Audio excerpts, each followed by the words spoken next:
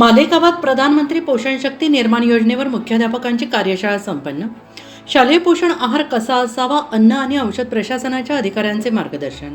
मालेगाव पंचायत समितीच्या शिक्षण विभागाच्या वतीनं प्रधानमंत्री पोषण शक्ती निर्माण योजनेअंतर्गत पोषण आहारासंदर्भात तालुक्यातील मुख्याध्यापकांसाठी विशेष कार्यशाळेचे आयोजन करण्यात आले. मालेगाव येथील ATT हायस्कूलमध्ये सोमवारी दुपारी 3 वाजता ही कार्यशाळा पार पडली.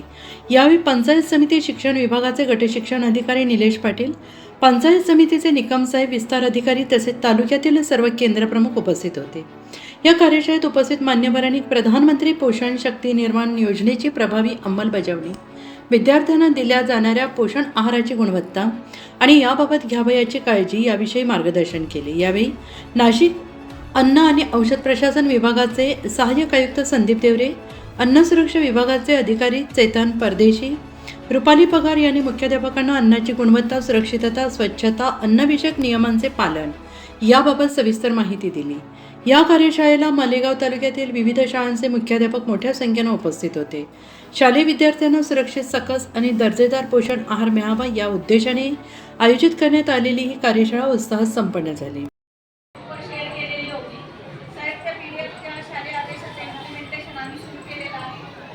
मान्य आयुक्तांनी मागील सोमवारी त्या सूचनांच्या अनुषंगाने देखील आम्ही शाळांना पत्र दिलेलं आहे. तर आमच्या ज्या काही शंका किंवा अन्न औषध प्रशासन विभागाच्या दृष्टिकोनातनं शालेय पोषण आहार योजना याचं मार्गदर्शन तुम्ही आम्हाला करावं. अन्न औषध प्रशासन संदीप देवरे, आपलं अन्न औषध प्रशासन नाशिक विभागामार्फत स्वागत करतो.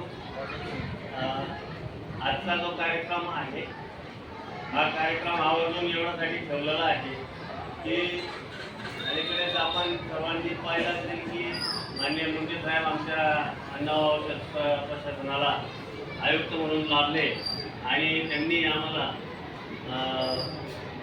या कायद्याचं इम्प्लिमेंटेशन करायला आपण त्यांच्या आदेशान्वये सुरुवात केलेली आहे.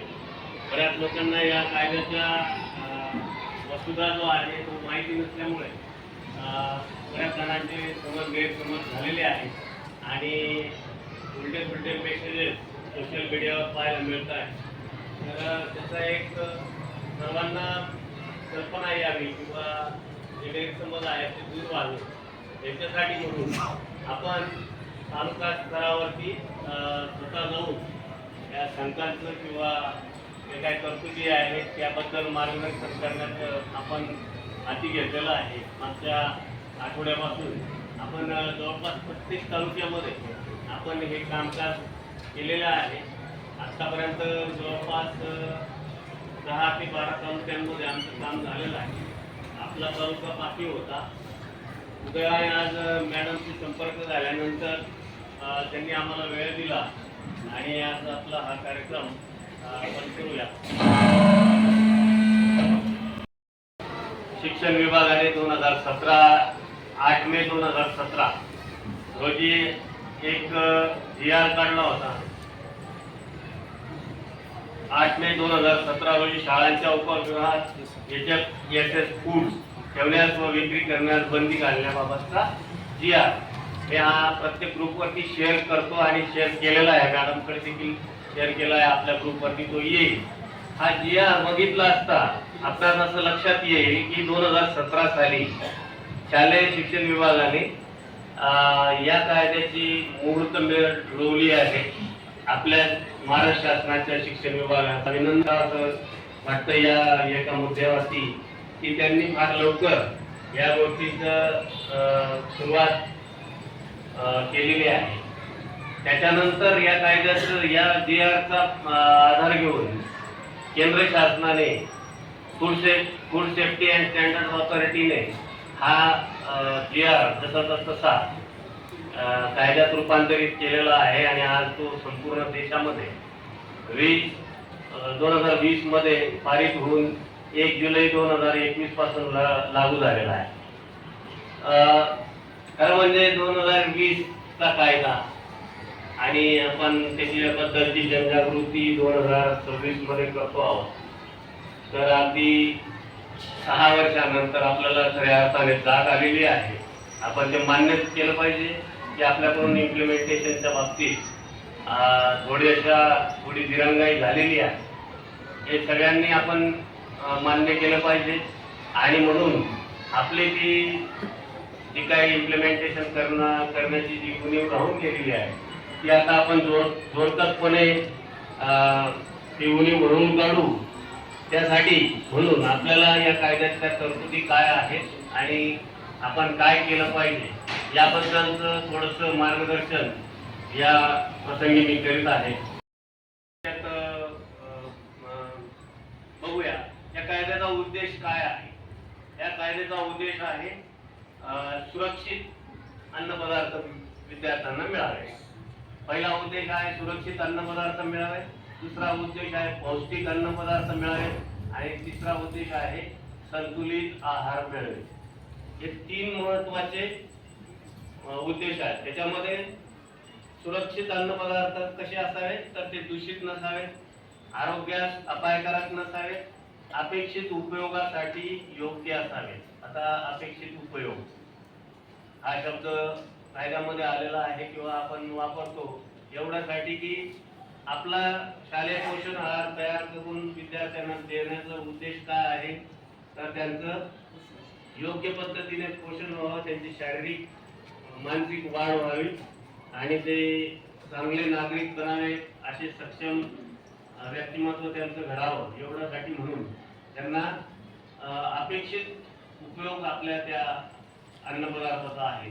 तर तो अपेक्षित उपयोग साध्य करण्यासाठी सुरक्षित अन्नपदार्थ कसे जातील ते या कायद्याचं उद्दिष्ट आहे. त्यामध्ये जैविक, रासायनिक किंवा भौतिक धोके नसावे, जसे की फिजिकल, बायोलॉजिकल किंवा केमिकल कोणत्याही प्रकारची भेसळ त्या आहारामध्ये असू नये.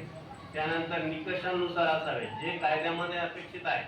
जर समजा दूध असेल तर दूध हे दुधाच्या व्याख्येत मोडणार असावं, ते कृत्रिमरित्या तयार केलेलं दूध नसावं. आणि दुधाची व्याख्या जर बघितली कायद्यामध्ये दूध कसं असावं तर त्याची एक स्वतंत्र व्याख्या आणि स्टँडर्ड ह्या कायद्यामध्ये देण्यात आलेले आहे. त्या कायद्याच्या स्टँडर्डनुसार आणि मानवी सेवनास योग्य सुरक्षित असेल तरच त्याला अन्नपदार्थ किंवा स्टँडर्डाइज फूड म्हटलं जातं. म्हणून निकष काय करते स्टँडर्डनुसार असलं पाहिजे अन्नपदार्थ, हा त्याचा महत्वाचा उद्देश. माझ्यापेक्षा आपल्याला जास्त माहिती आहे. आपण सगळ्यांना संतुलित आहाराबद्दल शिकवतो किंवा काही शालेय पाठ्यक्रमामध्ये त्याच्यामध्ये संतुलित आहाराबद्दल विद्यार्थ्यांना मार्गदर्शन केलं जातं. तर त्या संतुलित आहाराच्या संदर्भात कार्बोहायड्रेट, प्रथिन, स्निग्ध पदार्थ, जीवनसत्व, सूक्ष्म पोषक तत्व आणि पुरेसं पाणी. आता यापूर्वी आपण पुरेशा पाण्याच्या बद्दल, सुरक्षित पाण्याच्या बद्दल कधी विचार केलेला नव्हता, परंतु या कायद्यामध्ये आपल्याला सुरक्षित पाणी शालेय विद्यार्थ्यांना पुरवण्याची जबाबदारी आपली आहे. आणि म्हणून या कायद्याचं उद्दिष्ट तेच आहे जे पुरेसं पाणी, सुरक्षित पाणी शालेय विद्यार्थ्यांना उपलब्ध करून देणे.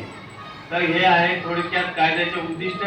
हा कायद्याची व्याप्ती कोणत्या शाळांना लागू आहे हा कायदा. तर हा कायदा आहे शासकीय अनुदानित, विनाअनुदानित आणि खाजगी शाळा, पूर्व प्राथमिक शाळा, प्राथमिक उच्च प्राथमिक शाळा व माध्यमिक शाळा यांना लागू आहे. नंतर निवासी शाळा, त्यांचे वसतिगृह यांना लागू आहे. केंद्रीय माध्यमाच्या शाळा असतील किंवा राज्य माध्यमाच्या शाळा असतील किंवा ICSE बोर्डच्या शाळा असतील किंवा राज्यात कार्यरत इतर कोणतेही बोर्ड असतील त्यांच्या सर्वांच्या शाळांना हा कायदा लागू आहे. कोणत्याही शाळेला या कायद्यातून वगळण्यात आलेलं नाही, हे कृपया समजून घ्या. आता अथॉरिटीवरती पहिली जबाबदारी मार्गदर्शक तत्वानुसार आपला आहार असणं आवश्यक आहे. त्यानंतर संतुलित व पौष्टिक आहार विद्यार्थ्यांना मिळेल अशी एक जबाबदारी आहे. नंतर मार्गदर्शनाचे पालन म्हणजे जे काही आतापर्यंत जे हे मार्गदर्शक तत्व देण्यात आले आहेत त्यांचं पालन करणे. त्याच्यानंतर पौष्टिक अन्नपदार्थांचा समावेश शालेय कॅन्टीनमध्ये असो किंवा वसतिगृहाच्या स्वयंपाकगृहांमध्ये असो ते करणे आहे. त्याच्यामध्ये फळे भाजीपाला स्थानिक पातळीवरती उपलब्ध होणारे पौष्टिक अन्न पदार्थ, कडधान्य, दुग्धजन्य पदार्थ यांचा भोजन सूचीमध्ये समावेश करणे. तर हे एक अनिवार्य अनुपालन आहे. हे याच्यामध्ये अनिवार्यपणे आपल्याला इम्प्लिमेंटेशन करायचं आहे. त्याच्यानंतर 5वा मुद्दा आहे HFSS food, high fat, high sugar and high salty अन्न पदार्थ, ज्याच्यामध्ये जास्तीत जास्त फॅट किंवा तेलकट पदार्थ, तेलयुक्त पदार्थ, तळलेले पदार्थ असतील असे पदार्थ ज्याला हाय फॅट फूड्स म्हणतात, ज्याच्यामध्ये जास्तीत जास्त शुगर आहेत, जसे की कोल्ड्रिंक्स आहेत, चॉकलेट्स आहेत, बिस्किट्स आहेत किंवा पेस्ट आहेत, पेस्ट्रीज आहेत, हे पदार्थ. त्यानंतर हाय साल्ट ते अन्न पदार्थ जसे की चिप्स आहेत, नमकीन पदार्थ आहेत, कुरकुरे सारखे पदार्थ असतील, हे पदार्थ किंवा फ्रेंच फ्राईज सारखे पदार्थ हे आपल्याला HFSS फूड्स मध्ये येतात.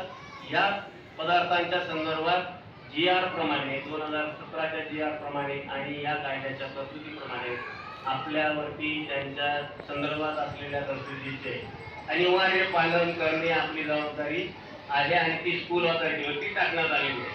त्यानंतर यापूर्वी म्हटलं होतं मी की अन्न पदार्थाच्या क्रमवारीमध्ये पिण्याचे पाणी आजपर्यंत कोणी डोक्यात घेतलेलं नव्हतं, परंतु या कायद्यान्वये शालेय परिसरात विद्यार्थ्यांना सुरक्षित पिण्याचे पाणी देणे ही जबाबदारी शाळा ऑथॉरिटीवरती किंवा स्कूल ऑथॉरिटीवरती किंवा स्कूल प्राधिकरणावरती टाकण्यात आलेली आहे.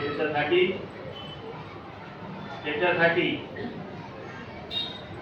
जी काही सुविधा असेल, पाण्याची सुविधा शाळेमध्ये असेल, ती सखोलपणे पाहणं आणि त्याच्यामध्ये सुधारणा करणं किंवा फिल्टर नसतील तर फिल्टर लावणं किंवा नियमितपणे टाकी साफ करणं किंवा करून घेणं, या सगळ्या गोष्टी शाळा प्राधिकरणावरती टाकण्यात आलेल्या आहेत या कायद्यामध्ये.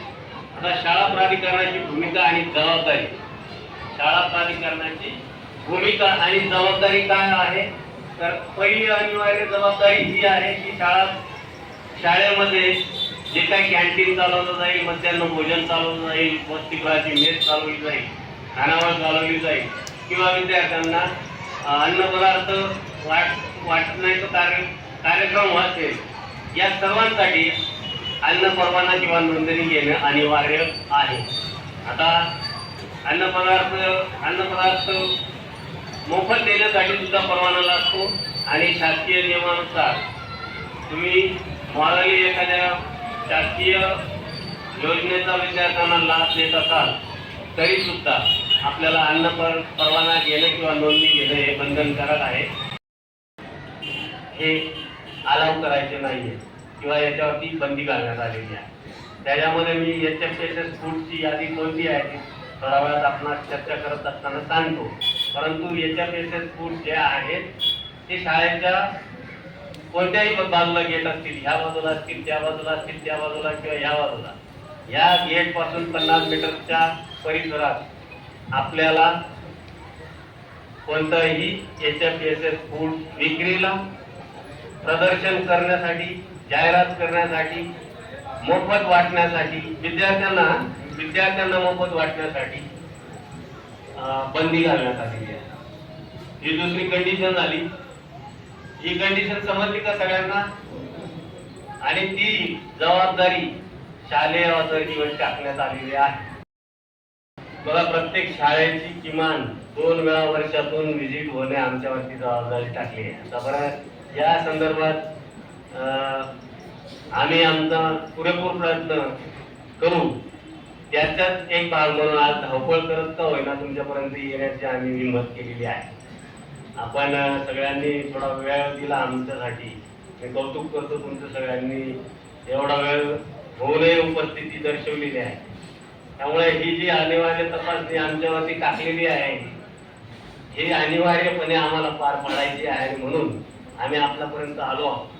तर याच्यामध्ये वर्षातून 2 वेळा शाळांची अनिवार्य तपासणी करणे, ज्यामध्ये परवान्याचे कंडिशन, लायसन्सच्या कंडिशन फॉलो होत आहेत की नाही, स्वच्छतेचे नियम फॉलो होत आहेत की नाही, प्रदर्शन म्हणून फलक प्रदर्शित केलेला आहे की नाही, शाळांच्या गेटवरती प्रदर्शन केलेला फलक अस्तित्वात आहे की नाही, दुसऱ्या दिवशी गायब झाला, किंवा नोडल अधिकाऱ्यांची किंवा स्वास्थ्य दूतांची निवडणूक केलेली आहे की नाही. कायद्याची अंमलबजावणी पूर्ण महाराष्ट्रात सुरू आहे. अतिशय विस्तृत स्वरूपात आपण मार्गदर्शन केलेलं आहे. कृपया कोणाला शंका असेल की रजिस्ट्रेशनच्या बाबतीत म्हणा किंवा पण हे बघा 6:25 झाले, सर्वांना घरी जायचं. विनाकारण कुठलाही मुद्दा उपस्थित न करता एकदम जी अंमलबजावणीच्या संदर्भातली शंका उपस्थित करा, म्हणजे जेणेकरून सगळ्यांना मार्गदर्शन मिळेल. स्वतः मी 2 शंका विचारणार आहे साहेबांना. साहेब, आपण जे आरोग्य दूत निवडणार आहोत, समजा एखाद्या गावामध्ये 3-4 शाळा आहेत आणि गावामध्ये एखादा शिकलेला व्यक्ती आहे ज्याने त्याच्यातली डिग्री घेतली, तर तो 3-4 शाळांमध्ये आरोग्य दूत म्हणून जाऊ शकतो का? त्याला ते नोडल निवडू शकतो. या संदर्भात शालेय शिक्षण विभाग आणि जिल्हा परिषद यांच्या माध्यमातून आपण गाईडलाईन येतील त्याप्रमाणे करायचं. ठीक आहे. आपल्याला वरून गाईडलाईन येणार या संदर्भात आरोग्य दूत कसा नेमायचा. ओके. आणि दुसरा एक मुद्दा साहेब, आपल्याकडे स्वयंपाकी महिलांची आपण करार केलेला असतो जिल्हा परिषदच्या शाळांमध्ये विशेषतः. तर एखाद्या शाळेमध्ये समजा 3 किंवा 4 महिला त्या ठिकाणी पटसंख्येनुसार नेमल्या असतील, तर त्या 4 रजिस्ट्रेशन करणं बंधनकारक आहे. 4 हा मुद्दा पण सगळ्यांनी नोंद करायचा आहे. जर यासाठी आपल्या मनात म्हणजे तुमच्या मनातही आणि माझ्या मनातही खूप साऱ्या शंका होत्या. त्या ऑथेंटिक अन्न व औषध प्रशासन विभाग यांच्याकडून सर्व शंकांचं निरसन करण्यासाठी आपला मालेगाव विभाग ज्या माननीय सहाय्यक आयुक्त देवरे साहेब यांच्याकडे आहे. आजचे कार्यशाळेमध्ये ते आपल्याला मार्गदर्शन करणार आहे. पण ते मार्गदर्शन सुरू करण्यापूर्वी मी माननीय आपल्याकडे शिक्षणाधिकारी यांना विनंती करते की पुष्पगुच्छ देऊन सगळ्यांचे स्वागत करते.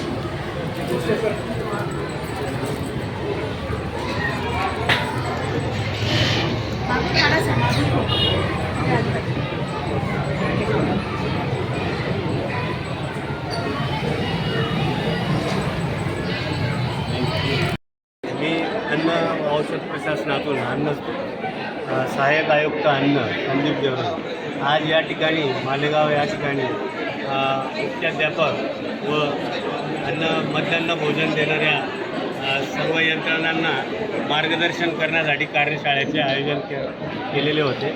या ठिकाणी साधारण 400च्या वरती मुख्याध्यापक आणि अध्यापकांनी या कार्यशाळेचा लाभ घेतलेला आहे. या ठिकाणी अन्न सुरक्षा व मानवी कायद्याअंतर्गत शाळेतील विद्यार्थ्यांना संतुलित व सुरक्षित आहार नियमन 2020 बाबत जनजागृती करण्यासाठी ही कार्यशाळा आयोजित करण्यात आलेली होती. त्यामुळे या ठिकाणी अनेक जे काही शाळा आहेत त्यांचे मुख्याध्यापकांनी या ठिकाणी हजर होऊन या कार्यशाळेचा लाभ घेतला.